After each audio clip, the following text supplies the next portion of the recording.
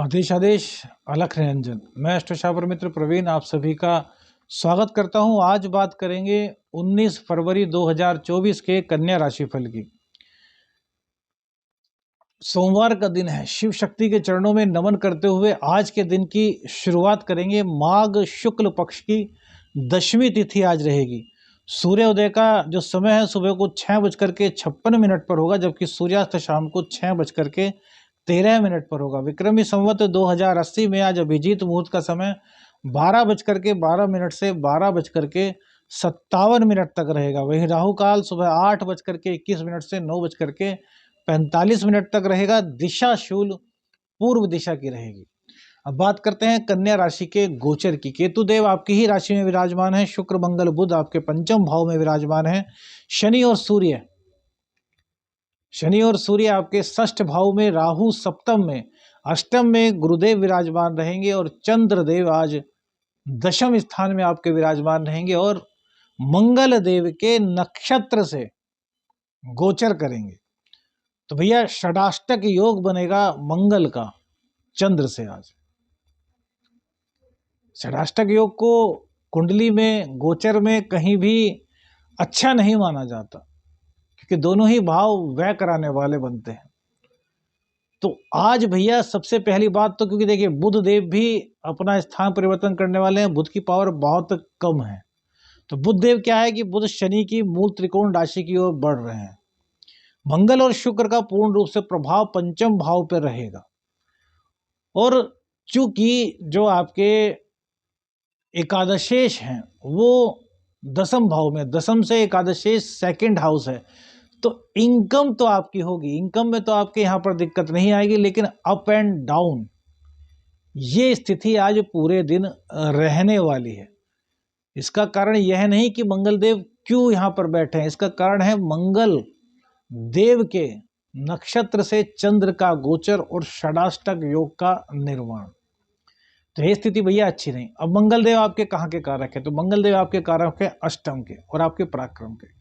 तो यदि इस षडाष्टक योग से बचना है तो क्या करें? मंगल देव की कृपा प्राप्त करनी बहुत आवश्यक है यदि अपनी इनकम को आज बढ़ाए रखना है।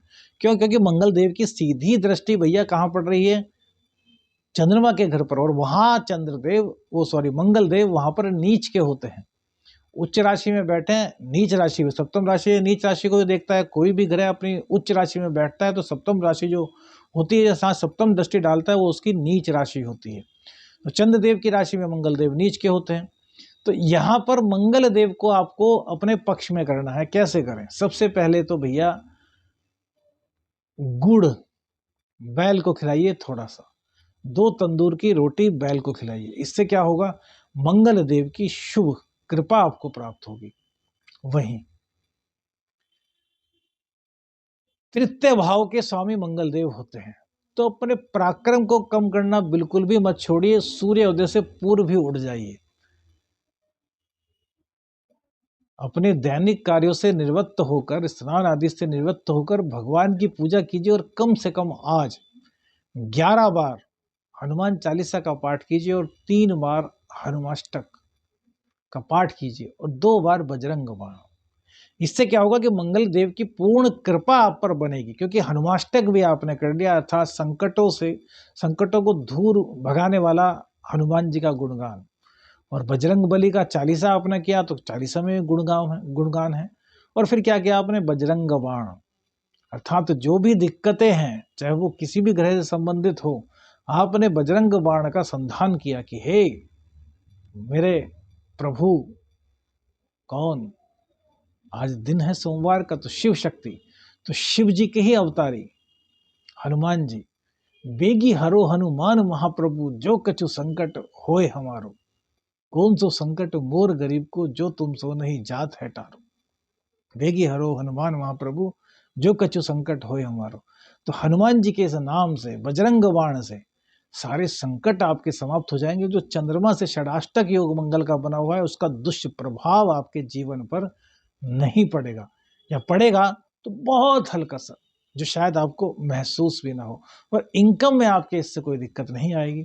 अन्यथा तो एक दिक्कत आनी आनी है। मंगल देव से षडाष्टक योग बन रहा है, मंगल देव अपने ही नीच राशि को देख रहे हैं, झांकी के चंद्रदेव मालिक हैं और उन्हीं के स्वामी से षडाष्टक योग बन जाए जिसके कि वो नक्षत्र से भी गोचर कर रहे हैं, तो भैया फिर तो स्थिति आनी है। मन का व्यतीत होना आवश्यक है। गुप्त ज्ञान से जुड़ जाइए, कुछ ना कुछ अध्यात्म आज कीजिए, कुछ ना कुछ साधना आज कीजिए। हनुमान जी के, श्री राम जी के, शिव शक्ति के किसी भी मंत्र का पाठ कीजिए, 5 वाला, 11 वाला, जितनी कर सकते हैं, इतनी सामर्थ्य है कीजिए। तो आपका जो बुरा असर गोचर के कारण आपके ऊपर पड़ने वाला है, वो प्रभाव आपका समाप्त हो जाएगा। बुधदेव, देखिए बुधदेव छठे घर में जा रहे हैं, 20 तारीख में इनका गोचर होगा छठे घर में, अर्थात शनि के साथ ही आ जाएंगे। तो लग्नेश और दशमेश का छठे स्थान में जाना वैसे अच्छा नहीं कहा जा सकता बिल्कुल भी। और भैया खष्टेश से खष्टेश आपके चंद्रदेव होते हैं और खष्टेश से पंचम भाव आपका बुधदेव का होगा।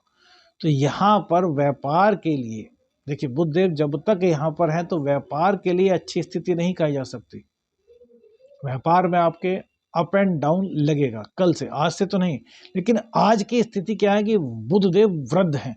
तो भैया पूरे गोचर में जो बुध का गोचर हो रहा है, उस पूरे गोचर में आपको क्या करना है कि 6 मिनट हरी घास पर चलना है। हरी घास पर चलेंगे तो क्या होगा, राहु का प्रभाव कम होगा और बुध का प्रभाव बढ़ेगा। कहाँ बढ़ेगा, बुध को मजबूत नहीं कर रहे, बुध की पॉजिटिवनेस हम प्राप्त कर रहे हैं पैरों के द्वारा। पैरों का तलवा क्या है, बृहस्पति। बुध से तीसरा का, तीसरे और 10वें का संबंध बनेगा बृहस्पति का। तो हम बृहस्पति देव की कृपा भी इससे प्राप्त कर लेंगे और युवराज का सानिध्य भी हमें प्राप्त हो जाएगा। सूर्य बुध का बुधादित्य योग छठे स्थान में बना हुआ है, लेकिन इस बुधादित्य योग का असर आपको, शुभ असर आपको कम ही मिल पाएगा। लेकिन शनि और बुध एक साथ भी है, शनि और बुध एक साथ होना कहीं ना कहीं त्वचा जन्य रोग आपको हो सकते हैं। गुप्त अंगों में खुजली की प्रॉब्लम, वासना की अधिकता में रहे हैं तो गुप्त रोग, स्त्री और पुरुष दोनों के लिए। हमने एक उपाय बताया था, तो एक देवी जी का कमेंट्स आया था। हमने उपाय बताया था कि शुक्र को मजबूत करना है, अपने घर में सुख सुविधाएं लेनी है, तो प्रत्येक पति अपनी पत्नी को चाय पिलाना शुरू कर दे। तो उन देवी जी ने भोलेपन से कमेंट्स किया कि मित्र जी, आपने जो बताया वो तो पुरुषों के लिए है, तो क्या महिलाओं के लिए वो राशिफल नहीं है? तो हमने कहा हम तो हर चीज महिला और पुरुष, देवी और सज्जनों के लिए बनाते हैं। आपको वो चाय पिला रहे हैं तो कौन मजबूत हो रहा है? अरे भैया शुक्र मजबूत हो रहा है। किसका शुक्र मजबूत हो रहा है? आपके पति का। और आपके पति का शुक्र कौन है? अरे देवी जी आप ही तो हैं। तो आप मजबूत हो रही हैं, आपका भाग्य मजबूत हो रहा है। आपको शुक्र मजबूत करना है तो आप इत्र लगाइए, अन्यथा जब पति देव अपने शुक्र को मजबूत कर रहे हैं तो आप तो ऑटोमेटिकली मजबूत हो रही हैं।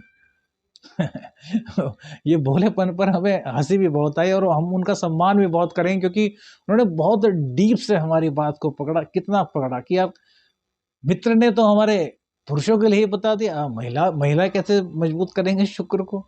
तो आप देवी जी, हमें हंसी इसलिए आई थी, आप बुरा मत मानिए कि हम आपको परिहास उड़ा रहे हैं, ऐसा कुछ नहीं। हमें हंसी इसलिए आई कि हमारे जो मित्र हैं वो कितनी डीपली हमारी बातों को सोचते हैं, कितनी डीपली हमारी बातों को सुनते हैं, कितना हमसे प्रेम करते हैं। हमें एक खुशी की जो हंसी होती है ना, खुशी के जो आंसू होते हैं, वो चीज़ हमने उस वक्त फील किया।